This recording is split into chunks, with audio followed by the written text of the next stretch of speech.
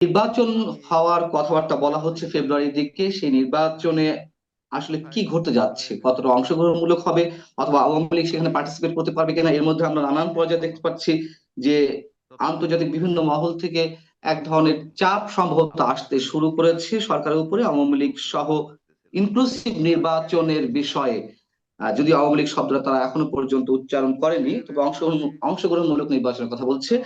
আহ স্বাগত মাসুদ কামাল, আপনাকে স্বাগত জানাচ্ছি, এবং একই সঙ্গে শুরুতে এই প্রশ্ন: আসলে নির্বাচনটা অংশগ্রহণমূলক হবে কিনা? এবং আপনার কথা বলার সুবিধার্থে আমি একটু ধরিয়ে দিই যে কমনওয়েলথের মহাসচিব শার্লি বোচোয়ে যে কয়েকদিন আগে বাংলাদেশ সফর করে গেলেন, সেখানে তিনি বিভিন্ন পর্যায়ে যে বৈঠকগুলো করেছেন প্রধান উপদেষ্টা সহ, এবং তার পরবর্তী যে ফেসবুক স্ট্যাটাস গুলো দিয়েছেন, সেখানে তিনি অংশগ্রহণমূলক নির্বাচনের কথা বলেছেন। আপনি বিষয়টিকে কি হিসেবে দেখছেন? এবং আমরা জানি যে কমনওয়েলথ ভুক্ত 56টি রাষ্ট্র রয়েছে। বিষয়টা হয়েছে কি যে আপনি এই যে কমরেড মহাসচিবের যে আপনার পোস্টের কথা বললেন, এটা অবশ্য আমার চোখে পড়ে নাই, বাট আপনি যে কথাটা বললেন নিশ্চয়ই আপনি দেখে তো বলেছেন। তো এটা যদি উনি বলে থাকেন, এবং বলাটাই স্বাভাবিক। স্বাভাবিক এই কারণে, যেই আসুক বিদেশি যত দেশের প্রতিনিধি আসুক, কোন প্রতিনিধি এ কথা বলবেন না যে একটা বড় রাজনৈতিক দলকে নির্বাচনের বাইরে রেখে যদি কোনো নির্বাচন হয়, সেই নির্বাচন অংশগ্রহণমূলক, ইনক্লুসিভ অথবা পার্টিসিপেটরি, আপনি যে শব্দই ব্যবহার করেন না কেন, সেই নির্বাচন ভাই সারা দুনিয়ার কাছে খুব ভালো নির্বাচন হিসাবে বিবেচিত হবে না। এখন এই ধরনের খারাপ নির্বাচনের সঙ্গে আমরা আমাদের অভিজ্ঞতা ছিল, আমরা এর আগে বহুবার দেখেছি।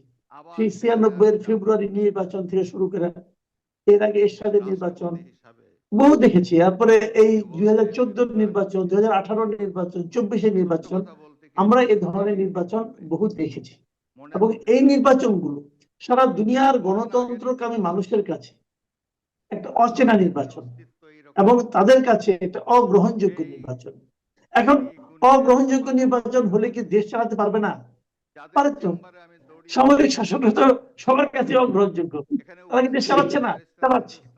এখন কথা হলো যে ডক্টর ইউনূস, যিনি একটা অসাধারণ ইতিহাসের শ্রেষ্ঠ নির্বাচন দেওয়ার অঙ্গীকার করেছেন, বেশ বাহাদুরি করে গর্ব করে বলেছেন আমরা এমন একটা নির্বাচন দিব যেটা নাকি আমাদের জন্য সর্বশ্রেষ্ঠ নির্বাচন হবে, সেটা বলার পর যদি এরকম একটা নির্বাচন হয়, তাহলে সেটা আমি মনে করি জাতি হিসেবে আমাদের জন্য খুবই দুঃখজনক হবে।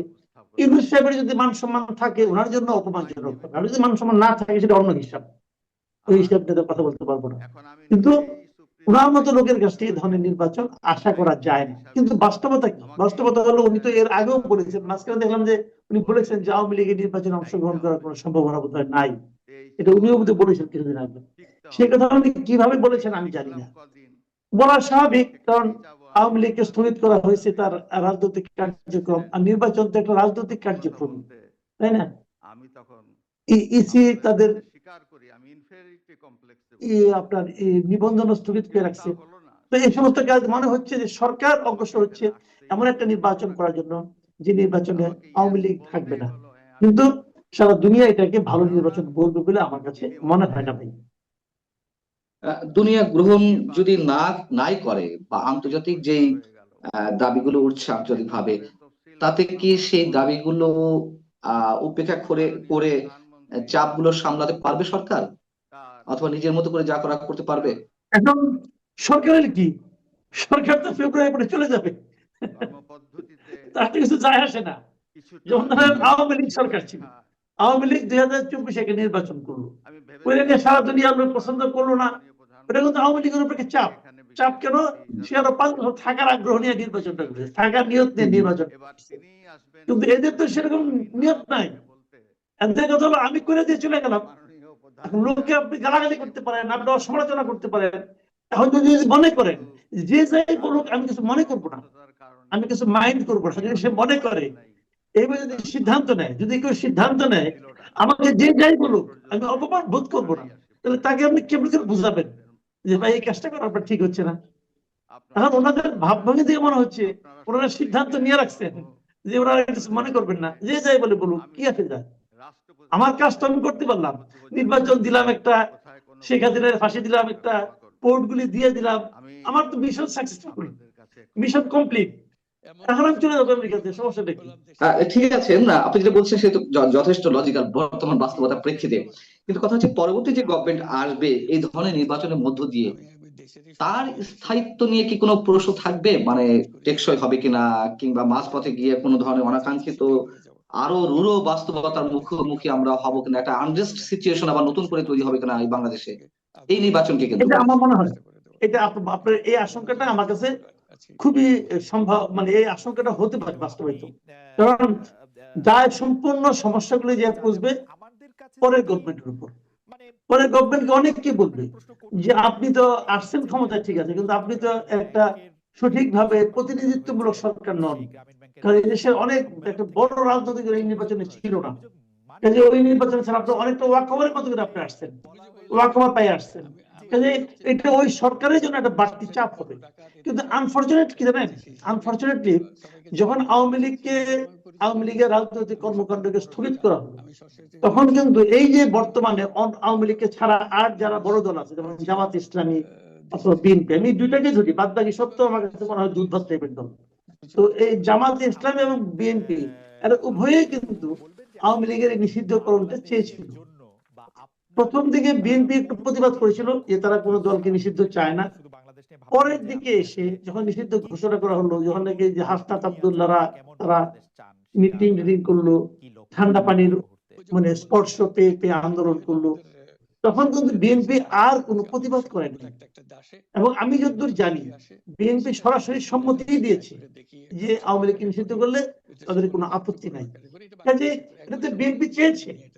এখন যখন বিএনপি চায়, বিএনপি মনে করছে কোথায় যে ছোটবেলা কৌশলে যে আওয়ামী লীগকে দূরে সরে রেখে আমি আগে নির্বাচনে তো বিজয়ী হই, বিজয়ী হওয়ার পর আমি আমার মতো করে কাজ করব, কিসের স্বৈরতন্ত্র কিসের কি, এটা আমি নতুন ধরনের কিছু একটা কায়েম করবো, যদি তারা মনে করে থাকে, আমি মনে করি এটা বিএনপির জন্য খুব একটা সুখকর অভিজ্ঞতা সামনের দিনগুলিতে আসবে না, এটা আমার ধারণা।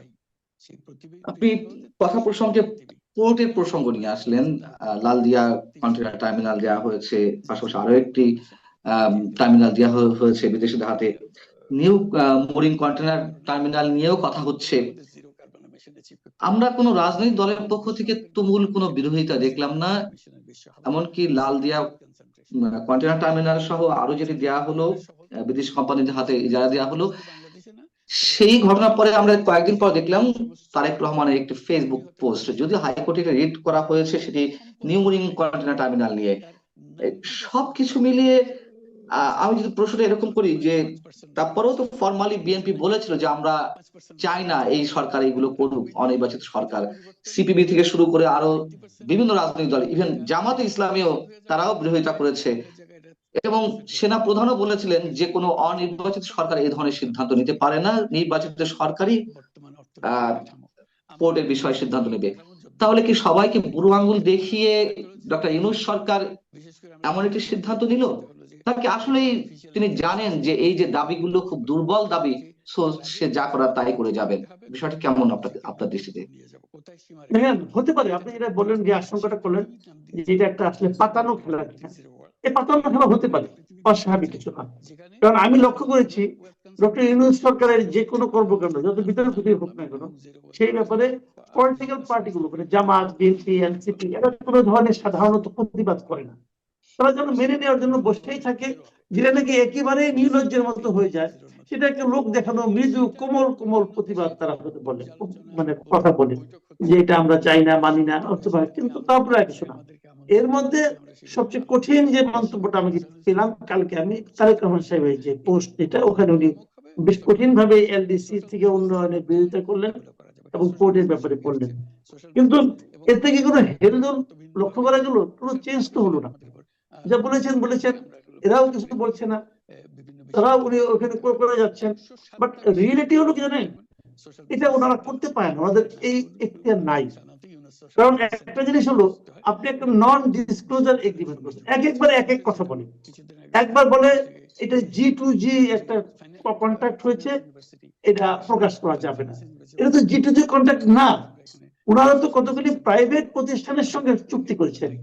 G2G কি, গভর্নমেন্ট টু গভর্নমেন্ট, এর গভর্নমেন্ট আরেক দিকে গভর্নমেন্ট কই? ওই দিকে গভর্নমেন্ট তো নাই। এটা যেটা এটাকে করছেন PPP বলা ডেনমার্ক, হচ্ছে, public private partnership. Public PPP PPP non disclosure হয় কিভাবে? এগুলো একটা বিষয়। অনেকে প্রশ্ন তুলে আমাদের এখানে কি পোর্টগুলিতে দুর্নীতি আখড়া না? হ্যাঁ আখড়া, মানে এই পোর্টগুলিকে ভালোভাবে চলুক, এটা চাই না? আমি হ্যাঁ চাই, চাই, কিন্তু বিদেশিরা কোনো আপত্তি আছে আসুক, আমিও চাই আসুক বিদেশিরা, আমার তাও কোনো আপত্তি নাই। কিন্তু বিদেশিরা আসলে যে আমার বিরাট ক্ষতি হয়ে যাবে আমি তা মনে করি না। আমার কথাটা হলো কি, আপনি যে বিদেশিটা আনলেন, এই বিদেশি কোম্পানি কি পৃথিবীর একমাত্র বিদেশি কোম্পানি? আর কোনো কোম্পানি নাই। এই কোম্পানি জানলেন, এই কোম্পানি আনাই কি আমার জন্য সবচেয়ে লাভজনক হলো? এদের অফারটাই কি সবচেয়ে লাভজনক অফার ছিল? এটা কি কোনো প্রতিযোগিতামূলক পদ্ধতিতে আসছে? আমার প্রশ্ন তো ওই জায়গাগুলোতে। যদি প্রতিযোগিতামূলক ভাবে আসে, আমি যদি বুঝি এটাই বেস্ট, আমি দেবো, কোনো সমস্যা নাই। প্রশ্ন হলো এটা যে বেস্ট, এটা কে বুঝলো, কিভাবে বুঝলেন না আপনি? সেটা আমার কাছে এক্সপ্লেন করেন। কারণ আপনি ওরা কোনো এক্সপ্লেন করবেন না, আপনার মতো করে চলবে, তা তো হবে না রে ভাই। দেখেন, অন্তর্বর্তীকালীন সরকারের দায়িত্বটা, সরকারের নামটাই অন্তর্বর্তীকালীন, তার মানে এরা দীর্ঘ সময় থাকতে আসে নাই। অন্তর্বর্তী একটা সময়, কি এই সময় থেকে ওই সময় নতুন একটা নির্বাচিত সরকার আসা পর্যন্ত এরা থাকবে। এবং তারা বলে যে এটা সংবিধানে না থাকলেও সুপ্রিম কোর্টের 106-এর মাধ্যমে তারা আসছে। আপনি 106-এর যে রেফারেন্সটা করে দেখেন, ওইটা বলাই হয়েছে এই সরকার খালি নিত্যদিনের কর্মকাণ্ডগুলি সম্পন্ন করবে, তারা কোনো দীর্ঘমেয়াদী কোনো যাবে না। তাহলে তারা কোনো জ্ঞান, আপনি এই 3 মাসের সরকার 32 বছরের জন্য চুক্তি করলেন, এটা কেন পারেন? এক নম্বর। দ্বিতীয় কথা ধরেন, এরা আসছে আমাদের এখানে একটা আওলা ঝাওলা লেগে গেছিল, এলোমেলো ছিল, গুছাইয়া একজনের কাছে দিবে, কিছু গোছগাছ করবে, ভালো কথা। এখন ধরেন আমি আমার ঘরটাকে একটা কোম্পানিকে দায়িত্ব দিলাম, ভাই ঘরের সব জিনিসপত্র এলোমেলো হয়ে আছে, একটু গুছাইয়া দেন। সে আইসেই বললো যে আপনি এই যে আলমারিটা আছে না, বুকশেলফটা, এটা আমি বিক্রি করে দেবো, এটা এখানে থাকা ঠিক না, বলে সেটা বিক্রি করে দিল। আমার খাটটাও ভালো না, এটাও বিক্রি করে দিল। আপনি মাটিতে পাতেন, অত সব লাগান, আপনার খাট দরকার নেই, বিক্রি করে দেবো, অথবা আমি ভাড়া দিয়ে দেবো। ভাই তাকে কি একটু দেওয়া হয়েছে? তোমার কাজ একটু গোছ গাছ করে দাও। তোমার কি বেচার দায়িত্ব, লিজ দেওয়ার দায়িত্ব তোমার কে দিল রে ভাই? কে দিল? আর যে দিল, ধরেন যে দিল, সে যদি 32 বছর ধরে লিজ দিয়ে দিল, যদি আমার জন্য লস হয়, লস প্রজেক্ট হয়, তখন আমি তারে পাবো কই? সে তো ফুরুত। আশিক চৌধুরীর সাথে ইংল্যান্ডের আপনার সিটিজেন, ব্রিটিশ সিটিজেন, তাদের পাবো না। তাহলে এটা কেমন হলো? তার বিরুদ্ধে মামলা করতে পারবো। ধরেন আমি ইংল্যান্ডে কোর্টে মামলা করলাম, ইংল্যান্ডে কোর্ট বলে তুমি আমার নাগরিকের দায়িত্ব দিছো কে? কি কিন্তু বলবো তারা তো বলেন? মনে করছে তারা সব ধরনের কাজকর্ম করার এখতিয়ার রাখে, একটা নির্বাচিত সরকার যে ধরনের ক্ষমতা রাখে সবকিছু করার। হ্যাঁ, অ্যাটর্নি জেনারেল বলেছে সুপ্রিম কোর্টে, হ্যাঁ, হাইকোর্টে। বলেছেন অ্যাটর্নি জেনারেল তো মহাজ্ঞানী সাহেব, উনি তো মহাজ্ঞানী, উনি বলেছেন। তো উনি যে বলেছেন, উনি তো বিএনপির নমিনেশন চান, তো উনি বিএনপির নমিনেশন চান, ইলেকশন করবেন। এখন যদি বিএনপির নমিনেশন চান, তাহলে ধরে নিতে পারে উনি বিএনপির একজন কর্মী, উনি খুব বিএনপির স্বাভাবিক। কর্মী হয়ে পড়েছেন, সব পারেন। আর ওনার হুম। নেতা যে বসে আছে ইংল্যান্ডে, সে তো পারেন না। তাহলে উনি কোন নেতার চেয়েও বেশি জ্ঞানী হয়ে গেছে না কি ভাই? উনি আমার এটা বুঝান। সে তো কিন্তু সে বিএনপির একজন কর্মী ভাই, সে এখন নমিনেশন চায়, যার কাছে নমিনেশন চায় সে বলে এটার এখতিয়ার নাই, আর উনি বলেন এখতিয়ার আছে। তো ভালো, তাহলে প্রমোদ তার কাছে শিখুক কি করতে হবে। কিন্তু সে নেতাও তো আবার তীব্র বিরোধিতা করছে না, যে না এগুলো দেয়া যাবে না, এটা ঠিক না। তাহলে বুঝেন বা দলের কি একটা অবস্থা? পলিসি। নেতা কয় একটা, কর্মী কয় আরেকটা, তাহলে কোনটা ঠিক? আমাদের কাছে কোনটা ঠিক হবে? যদি কর্মীটা ঠিক হয়, তাহলে তো এটার কোনো বেগ থাকে না। ভাই বুঝি না রে ভাই, কোন দেশে যে আছে? যেই রিটটি করা হয়েছে এটি নিয়ে আমি যথেষ্ট সংশয়ের মধ্যে আছি। আমি জানি না আপনার মানসিকতা কি বা আপনি কি বলবেন। আমি আদালতের প্রতি শ্রদ্ধা রেখেই বলছি যে যেহেতু বিচার প্রক্রিয়া কি হবে বা রায় কি হবে সেটা আদালতের বিষয়। আমরা শুধু আশঙ্কা বা আশাবাদের কথা বলতে পারি। যদি রিটটি খারিজ হয়ে যায়, যদি বিচারকরা মনে করলেন যে না রাষ্ট্রপক্ষই সঠিক, তাহলে যদি রিটটা খারিজ হয়ে যায় তাহলে তো সরকারের সামনে আর কোনো বাধা রইলো না। তখন যে কোনো কিছু, যে কোনো উপায়ে বিদেশি কোম্পানিগুলোর কাছে বাংলাদেশের যে কোনো বিষয়ে তাদের সাথে যে কোনো চুক্তি করতে পারবে। বিষয়টা কি এরকম না? না, আমি তো মনে করি না, আমি তো মনে করি না। কোর্টের অনেক রায় পরিবর্তিত জনদাবির মুখে উল্টে গেছে। তবে আমি বিশ্বের সঙ্গে বলি, এর আগে কিন্তু আমাদের তেল গ্যাস বন্দর নিয়ে কিন্তু একটা সংগঠন ছিল, আনু মোহাম্মদ সাহেব যেটা লিডার ছিলেন, ওনারা কিন্তু এই সংগঠনের মাধ্যমে একবার হরতালও ডাকছিলেন, এত পাওয়ারফুল একটা সংগঠন। তো সেই সংগঠনের কোনো আওয়াজ শুনি না কেন? আনু মোহাম্মদ সাহেব কোথায় এখন? মুজাহিদুল ইসলাম সেলিম কোথায়? আমাদের আব্দুল্লাহ আবু সাইদ কোথায়? এই সমস্ত বিপ্লবীরা কোথায়? সবকে গর্তে ঢুকে বললো নাকি রে ভাই? হ্যাঁ, তারা তেল গ্যাস বন্ধ নিয়ে এত কিছু করে, তাদের প্রতিবাদের ঠেলায় আপনার রূপপুর তো না, আপনার কি বলে ওই কয়লা তোলার যে এটা ছিল, ওটা বন্ধ হয়ে গেল। রামপাল পাওয়ার প্ল্যান্ট, হ্যাঁ, এটা বন্ধ তুলতে দিল না কয়লা মানে উন্মুক্ত পদ্ধতিতে। এত বড় বিপ্লবী এখন যে বন্ধ দিয়ে দেয়, কোনো আওয়াজ তো পাই না। ব্যাপারটা কি? নাকি কিছু খাইয়া টেয়া চুপ হয়ে গেল, বুঝলাম না কিছু। আমরা শেষ করবো। সাংবাদিক মাসুদ কামাল, আপনার কাছে আমার সবশেষ যে বিষয় জিজ্ঞাসা, সেটি হচ্ছে প্রথমেই যে টপিকটা আমাদের ছিল শেখ হাসিনার বিচার সংক্রান্ত বা নির্বাচন সংক্রান্ত, সেই নির্বাচনের জায়গা থেকে আমরা শেখ হাসিনা প্রসঙ্গে একটু আসতে চাই, এটা দিয়ে শেষ করব।